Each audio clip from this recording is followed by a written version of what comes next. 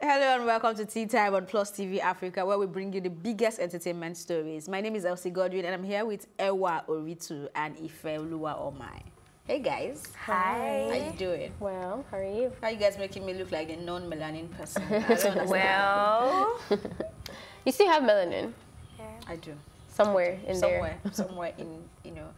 Okay, this morning we are starting with the Super Eagles, apparently, and AKA reacts to Super Eagles defeating Bafana as they qualify for semi-finals.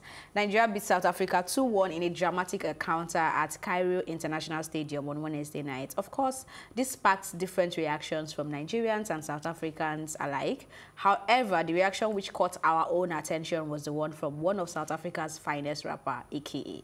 He tweeted, and I quote, "I'm hot, man. This match was bigger than football. The biggest rivalry on the continent. Why do we always have to lose against Nigeria?" And then in another tweet, he says, "It's hard pill to swallow, man. We keep on losing to Nigeria in every way. We should have just lost to Egypt rather than Nigeria." I mean, he went up ranting, and his tweets is kind of not sitting well with me somehow. Actually, the conversation has stayed going and people were doing the normal Twitter banter, and then they'll tell you, oh, please calm down, don't let a xenophobia attack start tomorrow morning on Nigerians over there. And his tweets kind of gave that vibe of, we are in serious competition with Nigeria and we need to find a way to win them, to beat them. And I mean, I would say it's just football, but really it's just football at the end of the day. It's not that deep. So I don't know if it's just me, but what do you think? I mean, this game was very sensitive for me because obviously I lived there majority of my life. So I didn't even know who to cheer on. So I was just like, but we do win them in everything, not just football. But they have better economy somehow. They do, they do. But we're still the giants of Africa for a reason. With our women, we've seen it with men. Nigerian men get there and take all the fine women, all the sought after women. We do that with education. We do it with businesses. There's a lot of stuff that happens there. And I think coming from AKA is also talking about the music. We won BET. We've always been winning BET. They haven't really been able to win from, and that category is one of the only categories an African can really win at BET, and we keep taking that. So I see where he's coming from. I feel like he has a right to express his emotions. It's just that in a place like that where everybody's just mad sensitive and they easily resort to violence, and it's kind of scary. But I don't think that, I'm hoping that the people who, from what I've experienced, people who do xenophobia are not really on Twitter. They're like the uneducated, I can't type, I can't read type people. So I'm hoping we're safe with this. Okay. Ewa. Yeah, for me, it's really not sitting well with me because, one, you're a public figure, and then there are a lot of people that, like, you know how fans can be when it comes to their celebrities and all of that. And this thing, I'm sure, even on Twitter, people are already like taking it really personal that, yeah, true, this one, and then Nigerians, you know, subbing the South Africans using their song while watching our players beat you on your own DSTV. Body Thomas. And then we're subbing them with their MTN and all of that. So I think, I just pray that this does not really cause a serious problem because it's really, South Africans are really taking it deep. I think it's because they're saying they'd rather have lost to Egypt. I mean, that was like you going out at the knockout stage. You got to the quarterfinals. Why would you want to go out at the knockout stage just because it's an ego thing. Yeah, it's more personal. They need to let it go. Like I don't feel like it's healthy in any way. I honestly think it's all because of the BET thing. Yeah, basically, it's not for AKA, right? It's because of the music thing. But we're very close to them. Remember now that South Africa is like a boiling. He has a song with Burna Boy. I mean, we have so many. But we keep doing better. You have to admit that Nigeria keeps doing better. We're trying to save the situation. Because you also think about all the ills of the country. Majority of the social ills of the country, I would say, is caused by Nigerians. If you go to town is like the central... In South Africa? Yeah, if you go to a place called town, everyone, majority, I'm not going to say every single person is Nigerian, but majority, especially the drug lords, people who have respect in the drug community are all Nigerians. Wow. Human trafficking, all Nigerians. Maybe some, obviously Zimbabweans will do it, but it's on a smaller scale. Do you understand what I mean? So I know that Nigeria and South Africa have had, and they look at all the banks that are international. They're Nigerian banks like Stanbic IBTC and Standard Bank. There's a lot of Nigerians there doing well. I'm proud to be a Nigerian. I used to think this rivalry was just between we Nigerians and Ghanaians, but right now, no, I mean, South Africa I was kind of too. surprised. I think it's even like really strong from their side. We are one. We are one Africans. Africans. I mean, We're black. anyway, I guess it's time to move on to the next story. Whoopi Goldberg reveals she only got married because people expected her to. We were supposed to have this conversation on afternoon tea time yesterday, but time did not permit. Anyway, the 63-year-old host of the View, who was married 3 times in the past, said, and I quote, "Look, people expect you to have a boyfriend. They expect you to get married. So I kept trying to do that. But I did not want to share information with somebody else. I did not want anybody asking me why I was doing what I was doing, or to have to make the other person feel better. But if you're in a relationship, you have to do those things. And it took me a while to figure out that I did not want to. I'd be thinking, why don't I feel the thing that I'm supposed to? Then one day I thought, I don't have to do this. I don't have to conform. I tried marriage and it wasn't for me. You can't be in a marriage because everybody expects you to be." I mean, I feel like we need to even break down the quotes one after the other. And I think I'm not comfortable with the part where she said you have to make people feel good, but yeah, that's how I feel sometimes. Like, why do I have to make you feel good when I know you should really feel bad at this point and then come out of it? It's kind of difficult, but coming from someone who has done marriage 3 times and then you realize it wasn't for you. You did it once, twice, then the 3rd time. I don't know, but I get where she's coming from. We don't have to get married because we're expected to get married. You need to get married because you want to get married, because you probably have found the one. I don't know if that the one ever exists. But yeah, you found the one and you think that this is right. You want to understand them. You want to hold their hands even when they are in the wrong, because no one is perfect. That's one thing I've known. Like, even in my friendships, I know that people are not perfect. So you have to decide and agree that you are going to go this journey with this person. But what do you think? Okay, for me, I think people should first stop seeing marriage as an achievement. That way, because honestly, I'm sure she's not the only one that feels this way. So many people don't actually want to get married, and marriage is not for everyone. Like, I mean, it's not something that, it's not a do or die affair. If you get married, good, congratulations. If you don't, good for you too. And that way, people, because of the way the society is built, like, oh, you have to get married for them to respect you as female and all of that. So many people go into even marriage, as a and man, because you see men that are not married wearing the wedding bands, and you ask them what's going on, they're like, oh no, it's for meeting and some kind of perception they want to build for themselves. I'm like, okay. But like, I mean, it causes a lot of problem for people. That's why we have this domestic violence thing and all of that. And like she said she does not like to share stuff with people. Like, okay, I just want to be, like, she said something like, I can be with myself for so many years, or all of that and all of that. So many people are like that too, but they just can't own up to it because of the way what the world will say about them. And the fact that she's a celebrity, everybody will be waiting for her, like Genevieve, for example, when we should get married and all of that. I'm sure it's because of the pressure. Yeah, she did 1, 2, 3. Pressure on ourselves. I mean, let people live their life, live and let others live. I have to agree with everything both of you have been saying. I've always, if you ever like follow Whoopi, you know that there's some, like, she's not the typical female standard. Her dressing, her choice of words, how she acts and all that stuff. To be honest, I was actually very surprised, because when I started following her, you know, she's quite an old school. I don't think I was even born in that generation, but when I started following her, I didn't even think she had kids. I didn't think she was married. She looked like somebody, like the Christians would call the poor, who wants to live the single life. And I think that people who are built like that, that they have a honest, genuine contentment with just being alone. It wows me, because I definitely don't have that. But I know that people like that exist.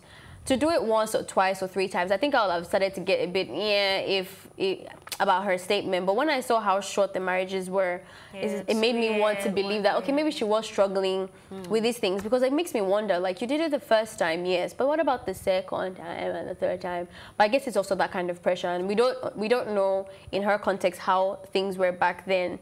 It's tricky because marriage is, for me, all I see with marriage is it's an economical thing and a religious thing. If you take those two things out, you don't really need marriage. Apart from religious books that tell you that it's important, there's nothing else that proves that. And economically, it's still in context as to which countries. So developed countries, if everybody's getting equal pay, nobody really needs to marry someone to like have financial stability or like be respected in the culture. That is contextual to certain places. But obviously, if you bring it back to Nigeria, you kind of need marriage to like open some doors and sit in some places and all that stuff. So it gets really tricky that even if I don't want to do this thing, you have to. Same thing with religion. Like here, it didn't take me 5 seconds to realize religion is very political. If I say Christian, I'm already opening doors in some places and I'm closing doors in others. And if I say Islam, I'm opening doors in some places. So it's all politics and stuff like that. So away from the fact that, yes, I want to tell girls and women that it's okay to not, get into this thing. You also have to consider the fact that there's a lot that you're going to lose from, and you build an environment that's supportive for you to make that kind of choice. Like, I mean, some people will say stuff like, before, as like fathers will tell their children that before you can take over this business, you have to get married, or before you can have this money, you have to bring a wife and all of that. I'm like, why are you putting this people, like, why are you pushing them to one tight corner? And I think they feel like once you get married, you're responsible. And I don't think it works like that. If you're not responsible, you'll still be responsible in marriage. And what about just cohabiting? Like, why can't you just like live together? They want the tag. My wife, my husband. Okay, I think it's time for a quick break, but when we return, it will be time for a sad but rather inspiring story. We'll be right back.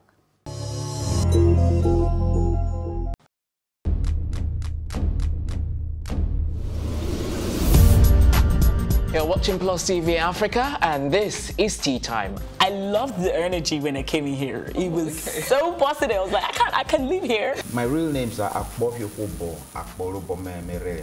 I think my father is a comedian, because most times when he calls me, he's like, yo, make sure you use condom, them girls out there.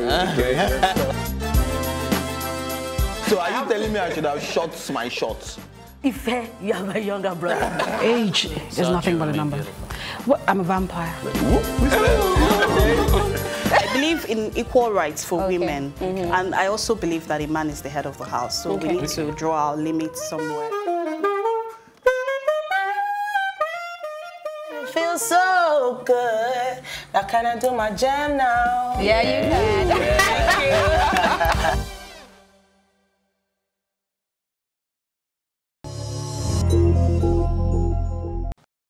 Welcome back. Singer August Alsina reveals he's been hospitalized after losing the ability to walk. Alsina revealed the concerning news on his Instagram page, sharing a video of himself lying in a hospital bed. Alsina revealed also in 2017 that he suffers from an autoimmune disease that attacks his liver. In 2014, he collapsed on stage in New York, and in 2015, he revealed he had to have surgery on his eyes due to an eye disease that was causing him to go blind. Now, we're not sure if that is also part of the autoimmune disease, but let's have a look at this very touching video.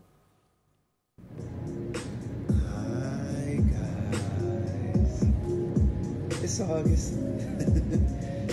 As you can probably tell, I'm in the hospital. And so here's the stitch. I woke up one day and wasn't able to walk, right?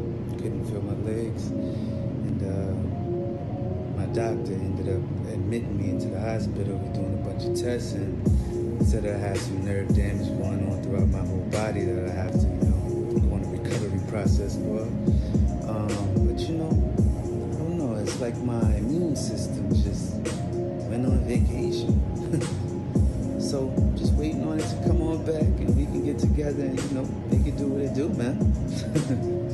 Oh, I got a new car. And that motherfucker is clean, right? I'm talking about hard body. Get me from point A to point B. You understand me?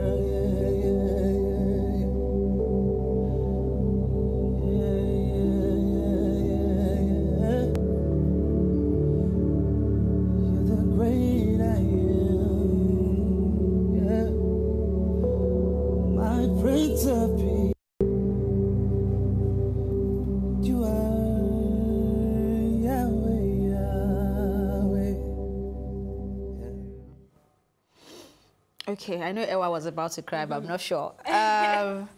I just want to commend his spirit. I mean, this is a guy that is going through a lot, and it's no fault of his. Like, I think this is hereditary, and according to him, his grandfather died of struggling into the mother and all that. And stories like this just make you realize that the world is not against you entirely. Like, you wake up, you feel like things are not going perfect, and you want something to be better. Then you see someone that is going through worse, a situation that you can't even begin to imagine how you would handle it if you're in that situation. I mean, right now he's battling with his legs. He can't walk properly, and he's saying it will come back. Like, I think it's something he's experienced, and he knows that the immune system fails and then he comes back. I mean, it's temporal.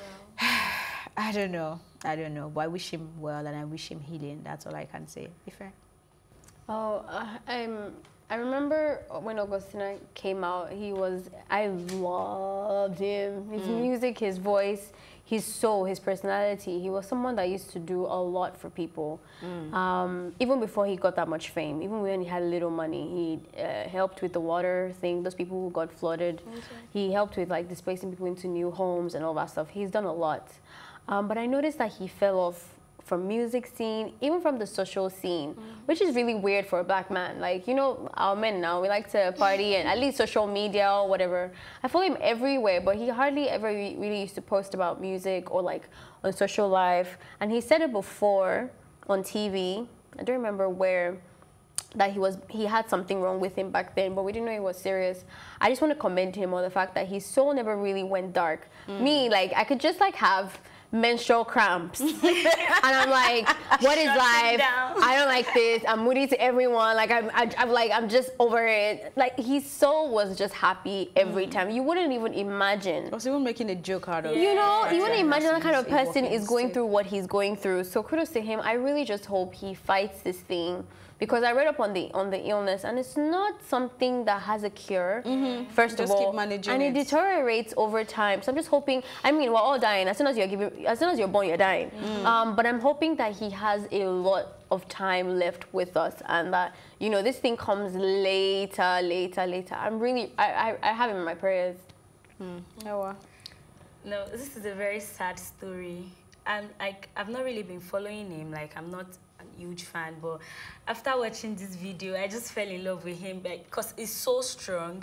Like, I can imagine waking up one morning and then you can't move your legs, you can't feel your legs and all of that. And then the way he said, I have a new car to move me from point A to point B, and it is really going through a lot. And it has been since. It's just that is somebody that knows how to hide his pain. And I really want to commend him for that. And I just pray that God be with him and make him I remember he also mentioned that we shouldn't show sympathy. Don't treat him like a cancer patient. But sometimes it's really hard not especially to, like, when we know how we lose all those stars just like that. It's just sad. And in his own case, he can't even tell you this is when it's going to hit him. I mean, that was the only reason he would collapse on the stage. Like, it comes, the immune system just fails and he comes crumbling. And, man, okay, I think we need to move on to the next story. Kim is proud of Kanye West as he graces the cover of Forbes. He returns to Celebrity 100 Days after 4 years, securing the #3 spot. The rapper opened up about his bipolar disorder, which he called his superpower, and his billion-dollar Yeezy sneaker empire. If I were Kim too, I'll be proud. You can say all you want about Kim, but she's a good wife. You can call Kanye crazy, but you can never call him broke. Like, I mean, there's nothing as sweet as two hardworking, they are really hardworking, two hardworking people coming together and building a whole empire. Kudos to the Kanye, because they've really done nice. And I like the fact that Kim is always there to support him. Even when people are trying to like bring him down and all of that, she's always there standing for a man, supporting a man. And then one thing with black people, anybody they say is cancelled, is like they're saying go and win. Because everybody they've said you're cancelled, is just coming back. Can they really cancel Kanye? Kanye doesn't even care whether you cancel him or not. And I think people who cancel, these days, because canceling back then, when we used to cancel people, we never said we were canceling them. We will actually cancel you, remove you from our playlist, delete you from our downloads on Apples. Now when people say cancelled, it's very like on the surface. Yeah, and it's all just tweets. It doesn't really go on the surface and stuff. And this is there are people that are really cancelled. Of course, of course. I personally cancel people, and I don't have to tweet it out. I'll just unfollow you and I'll stop listening to your music and remove my coins from your vicinity. I do that a lot for people. I even did that with Chris Brown when he did that whole like black girls. I'm like, nah, G, not my coins. But this is not even about music, first of all. So if even people have cancelled him music-wise, he has other things that's going for him. Their relationship is too real to not like to say that it isn't. You can see it in every way. Yeah. It's just funny every time I look at them, I just look at their history, because I know this is the one person that pretty much made all her other relationships fail. She used to cheat on her husband, the one that married for 90 days with Kanye, the other guy with Kanye, even Kanye and Amber Rose was because Kanye was going to Kim and all of that stuff. So I know that their souls wanted to be together, even though they did it in wrong ways and hurt other people along the way. So I'm glad that they have that thing. I'm glad that Kim has this happiness, because let's not forget her history has as well. You know, with the video and everything. And she's happy, and I'm happy for her. All right, up next, the world's richest female musician, Rihanna, has been accused of cultural appropriation following the unveiling of her August 2019 cover of HARPER'S BAZAAR magazine, China. Now, I'm going to leave this cultural appropriation thing to Ife to break it down. I wish Ife was here, because I really wanted to educate him when he said that Kim's kimono wasn't cultural appropriation. Cultural appropriation is pretty much me from a different culture wearing another person's culture. I'm making profit off it, especially when it's a culture that is a minority group. Do you understand what I mean? And most of the time, I'm a white person who is already on top of the food chain in the world. I have all the privilege. Now I'm wearing somebody else's culture and I'm profiting off it. And it's not going back, my profit is not going back to society, to that culture that you're stealing from. That's what cultural appropriation is. So in the case of Rihanna, she did a photo shoot that is not really, it's not like she wore Ashoke Angele, but it's like you get Ashoke fabric and make a dress out of it or something. So she's kind of intertwined the Asian culture and the Western culture together to make this aesthetic, and did a photo shoot about it. And people are calling her out of it. I think the first thing for me, my opinion is, first of all, it was too early because we're just dealing with Kim. So people's bloods were already hot, and it's still this Asian community that we're talking about, you know. There is a bit of a double standard to how they're responding to Rihanna. I think people went for Kim more than they went for Rihanna. And that is true, but I think there's a difference. For me, because for Kim, she was going to make money from it. But this is just a magazine cover. Apart from that, everybody behind the old dressing, the costume, the director, were all Chinese people. So it's not like, it's more of them. It's like, this is what we want you to do. It wasn't really a call. Or her business. Or her business. You get. So for me, I think it's like totally different from Kim's. People should just carry their sensitive self away. Because really, if you go fully and make your research and read through the whole story, you will know that everybody behind the whole creativity were Chinese people. I think the problem with I mean, you still get to pick what you want to wear. I don't think anyone will give Rihanna something to wear. Sorry, I need to ask you a question. While you were speaking earlier, you mentioned Ashoke as an example, like if that happened. Now, do you think if that is the case, like Rihanna, for example, gets on a very big magazine cover and then wears something that is Nigerian, do you think we would applaud it? You see, I feel like Nigerians would be happy. So let me just even make my stance very clear. I'm the one explaining cultural appropriation, but I don't personally think that cultural appropriation, this is not me being biased, and I admit, when cultural appropriation is not done by white people, I think it's fine. Because I think if a minority group is calling out another minority group for celebration, I think it's fine. But Kim Kardashian and all those other people are already basking in privilege. And you're not sharing that privilege with other people. If you make money, the black community doesn't get affected. The minority groups don't get affected. But this is Rihanna. So I personally think if she's making money by celebrating other people's culture, then we all succeed from that. But that's just being biased. That's not me now picking and choosing who I want to culturally appropriate things. But even this cultural appropriation thing, I learned it like maybe recently until I went to America, and people were complaining that one white woman was wearing Ankara, and I was just thinking, I like that she's wearing Ankara. That's what I thought at first. Like, I like that. I like that my culture is on somebody else. But I think it's the profit-making part that gets tricky. Now, the only mistake I think Rihanna made is that when she uploaded this thing on there, she didn't give any obvious credits to the Asian community. Even if it's that you use Asian, what do you call it, the text somewhere, or you credited people. So many pressure because if you're on a magazine cover and you get your cover, I mean, like you said, there are already teams handling your fashion, your look and everything. All you always just post that cover. If you want to know the real details of this cover, then go to the magazine. And thank God it's a Chinese magazine, so you can get always it and get find it out and find what out is the story behind this. But if you know that you're in an environment where these things matter, it's like here saying that nobody's giving me slack because I'm wearing animal products. But if I wear the same animal products in another culture, it's a big deal. People want to arrest me. So I think Ariana knows better. I think it's just that she could have it's just somewhere. The world is now a global village. Like everywhere is just together. So you do this here, you do this there. This one wants you to do it this way. That one wants you to do it this way. But we cannot really please everybody, whether we like it or not. That's the honest truth. Anyway, that's exactly how we wrap up on this episode of Tea Time. We'll be back later this afternoon for another refreshing one. But you can join the conversation